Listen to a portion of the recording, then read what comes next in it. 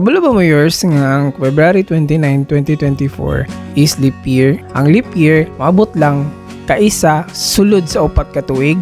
Sa laktod na istorya, ang ato ang 1 year is 365 days. Ganito yours, sa illustration, meron tayong may common year ang 365 days pero naka-round off na siya. Ang eksakto talaga na bilang niya is 365.242,190 days or 365 days, 5 hours, 48 minutes, and 56 seconds. Diba ni round off yung 365 days? So, meron siyang butal na 1/4 day short of complete orbit.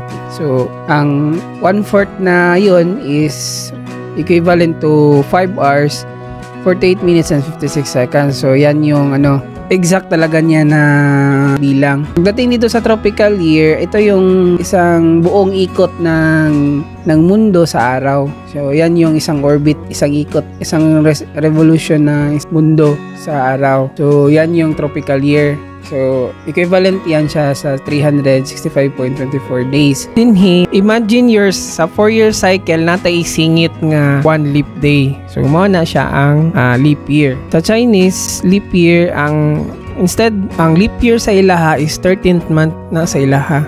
Special day kaayo ni siya ang akong pagampo sa inyong tanan na unta tubagon sa Ginoo ang inyong mga ginapangayo sa iya para dili mo maabot sa point na malayo ang inyong loob sa iya. Lisod man ang kinabuhi pero laban lang ta.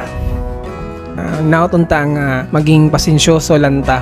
Ang tanang butang o tanang oportunidad na anay panahon, maabot ra na ang panahon nga para sa ato. Nauton ta nga nagmalipayon mo karong adlaw o meaningful ang inyong adlaw karon para sa inyo